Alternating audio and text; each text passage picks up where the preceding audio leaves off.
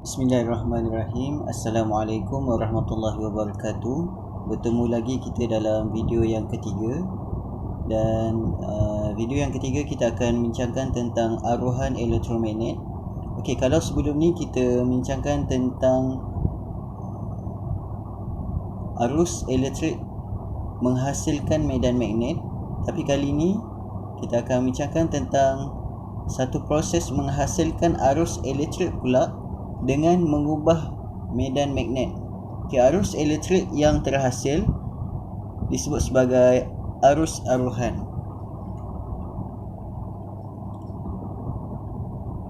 Okay, kalau kita lihat gegelung dan magnet, kemudian ada bacaan pada galvanometer.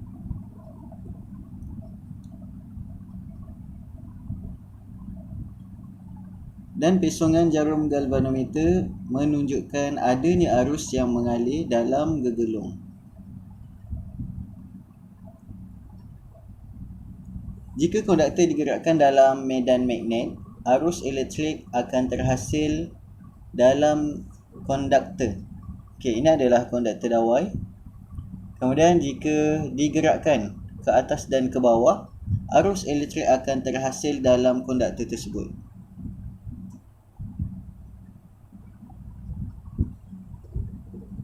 Boleh juga berlaku kalau magnet itu yang digerakkan bagi menghasilkan arus elektrik.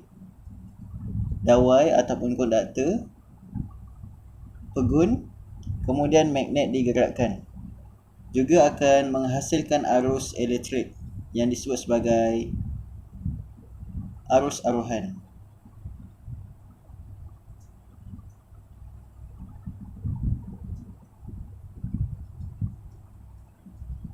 Okay, kita menggunakan galvanometer untuk melihat arus aruhan.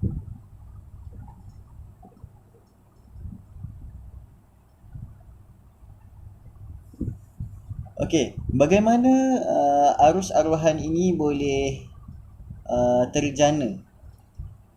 Okey, arus aruhan berlaku disebabkan oleh pemotongan flux arah medan magnet. Lebih banyak flux magnet dipotong, lebih besar magnitud arus aruhan. Bila dawai konduktor digerakkan ke atas dan ke bawah, berlaku pemotongan flux medan magnet.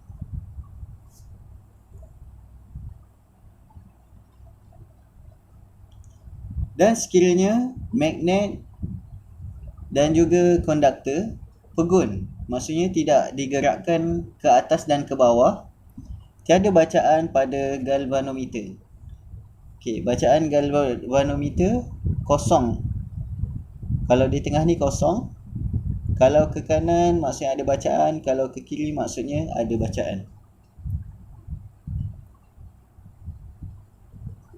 Okey, kita boleh lihat tiada pesongan jarum galvanometer, yang maksud tiada arus aruhan terhasil. Ini adalah disebabkan tiada pemotongan flux magnet. Flux magnet tidak terpotong. Kalau dia statik tidak terpotong, kalau digerakkan ke atas ke bawah dia akan terpotong dan menghasilkan arus aruhan. Okey, ini kalau digerakkan, dia akan menghasilkan arus aruhan kerana pemotongan flux magnet berlaku.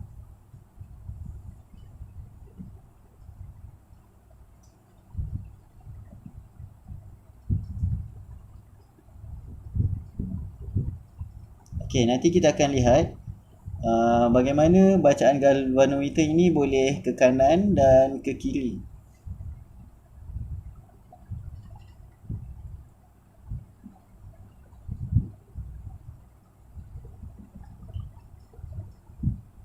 Okey, sekiranya konduktor digerakkan ke kanan dan ke kiri, juga tiada arus aruhan yang terhasil.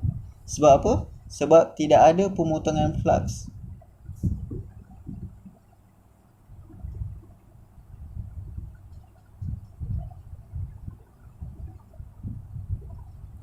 dan sekiranya digerakkan ke atas dan ke bawah dengan lebih laju, lebih besar pesongan jarum galvanometer, yang maksud lebih besar magnitud arus aruhan yang terhasil. Ini kerana lebih banyak pemotongan flux magnet. Okey, ini adalah kesimpulan. Sekiranya digerakkan hanya ke kanan ke kiri, tiada pemotongan flux dan tiada arus yang dihasilkan, bacaan galvanometer adalah kosong. Sekiranya digerakkan ke atas dan ke bawah, ada bacaan pada galvanometer dan arus aruhan dihasilkan. Dan sekiranya digerakkan lebih laju, bacaan galvanometer lebih besar, magnitud arus lebih besar dihasilkan.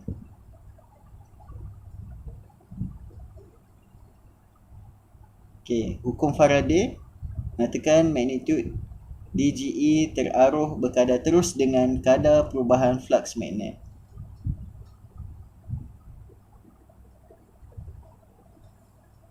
Okey, kita lihat faktor-faktor yang mempengaruhi magnitud DGE teraruh.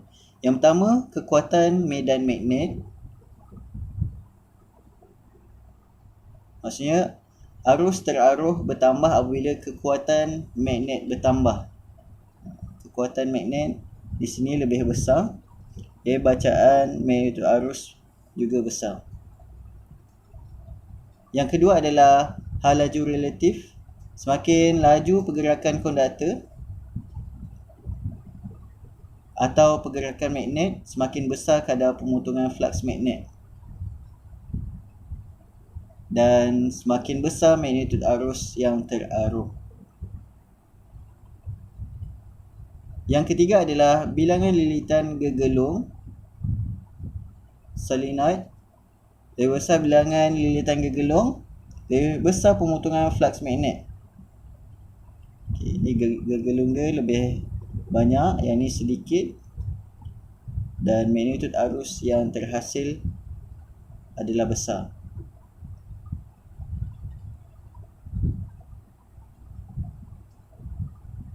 Okay, kita cuba bandingkan rajah P dan Q. Yang pertamanya, bilangan lilitan solenoid dalam rajah Q lebih besar daripada P. Yang kedua, pesongan jarum galvanometer dalam P lebih kecil daripada Q. Yang ketiga, kekuatan medan magnet dalam kedua-dua rajah adalah sama. Ini sama malar. Yang bezanya adalah lilitan gegelung. Nyatakan hubungan antara bilangan lilitan solenoid dan magnitud arus. Bilangan lilitan solenoid berkadar terus dengan magnitud arus. Maksudnya makin bertambah lilitan solenoid, makin bertambah magnitud arus aruhan yang terhasil.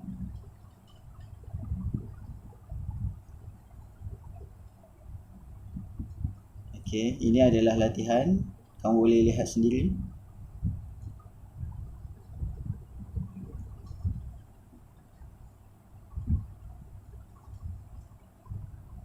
Seterusnya adalah arah arus aruhan yang terhasil boleh dijelaskan oleh hukum Lenz.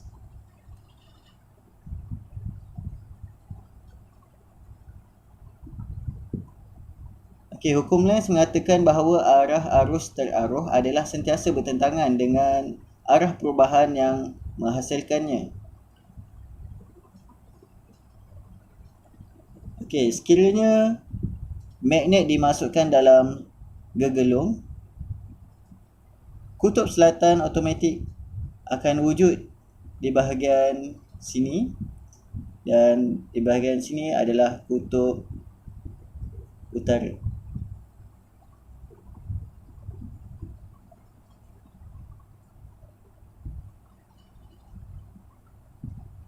Okey, kita cuba gunakan genggaman tangan kanan bagi menentukan arah arus yang terhasil.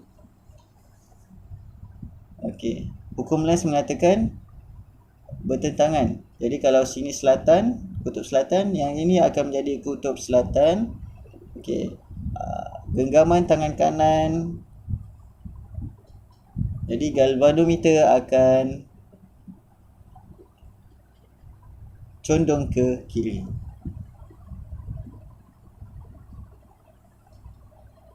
Sebab arah medan magnet terhasil pada sini.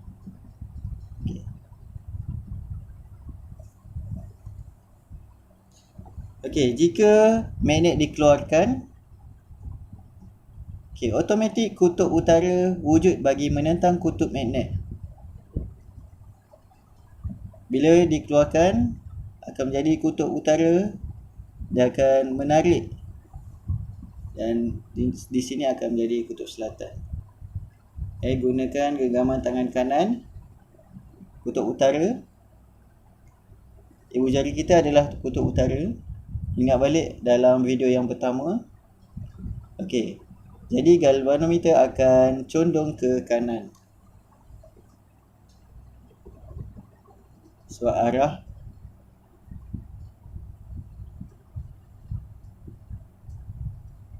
bermula di sini dan galvanometer akan condong ke kanan.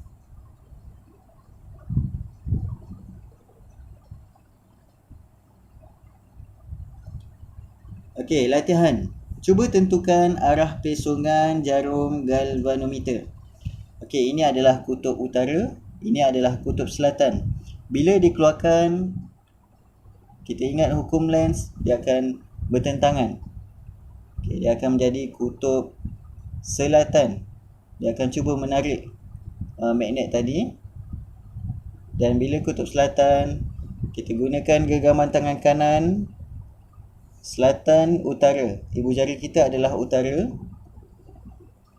Jadi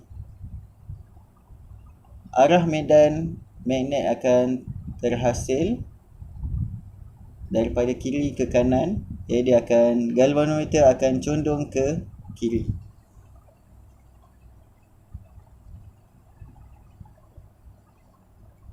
Okey, sekiranya magnet dimasukkan ke dalam gegelung, bertentangan, dia akan cuba tolak pula. Kalau kita keluarkan, dia akan cuba tarik. Sekiranya kita nak masukkan, dia akan cuba tolak. Jadi utara, sini pun utara, sini selatan. Gunakan genggaman tangan kanan dan daya yang terhasil daripada kanan ke kiri. Jadi galvanometer terpesong ke kanan.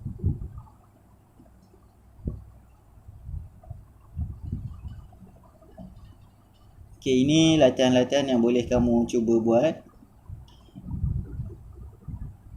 Okey, tentukan arah pesongan jarum galvanometer. Okey, dah betul ke kanan, tetapi yang ini lebih condong, lebih banyak condong. Sebab apa? Sebab magnet lebih besar.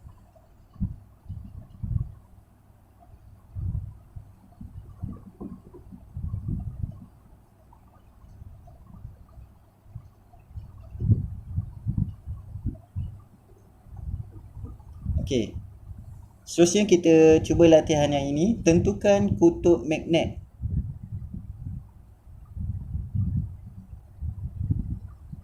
Okey, gunakan genggaman tangan kanan. Okey, kutub utara.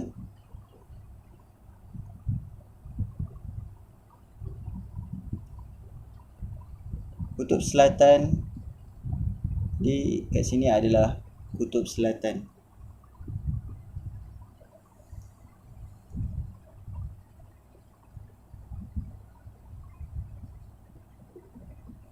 Prinsip aruhan elektromagnet diaplikasikan dalam jana kuasa arus elektrik. Terdapat dua jenis, AC dan AU, arus terus dan arus ulang alik. Kita menggunakan petua tangan kanan Fleming. Kalau sebelum ni subtopik yang kedua tangan kiri Fleming, tapi untuk subtopik yang ketiga kita menggunakan petua tangan kanan Fleming.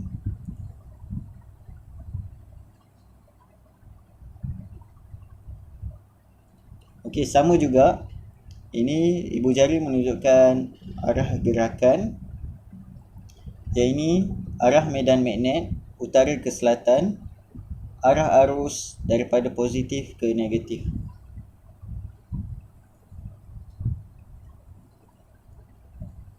Jana kuasa arus terus, contohnya dinamo. Jana kuasa ulang alik, contohnya jana kuasa elektrik. Ini adalah bentuknya.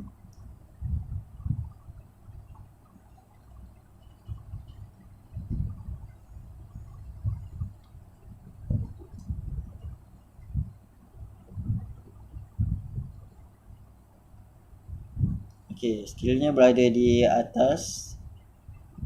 Tiada pemotongan flux magnet, tiada arus aruhan terhasil. Kalau macam ni, pemotongan flux magnet berlaku, arus aruhan maksimum terhasil. Arus mengalir daripada Q ke P sini, setelah dijana mengalir daripada Q ke P.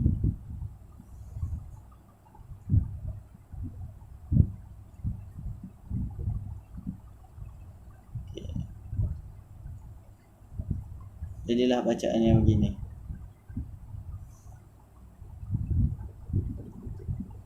Ini adalah bentuk gelombang bagi arus terus. Seterusnya, prinsip kerja jana kuasa arus ulang alik. Sama juga. Kalau berada di tengah-tengah, tiada pemotongan flux magnet, tiada arus aruhan terhasil.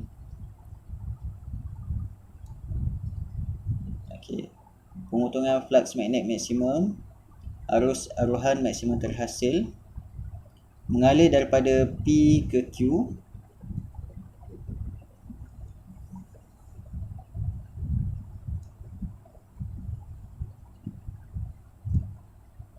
Kemudian ulang alik daripada Q ke P. Dan beginilah bentuk gelombang arus ulang alik. Cuba nyatakan P adalah arus ulang alik, Q adalah arus terus.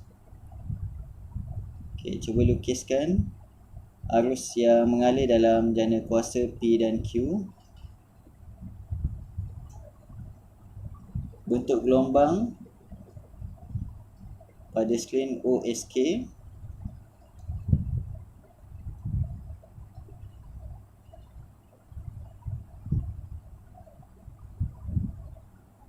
Bandingkan kadar pemotongan flux magnet dan magnitude arus aruhan dalam R dan S. Bila berada di tengah-tengah, tiada pemotongan flux. Di sini pemotongan flux maksimum berlaku. Jadi DS lebih besar daripada DR. Magnitude arus aruhan dalam S lebih besar daripada R. Ini latihan, boleh lihat sendiri.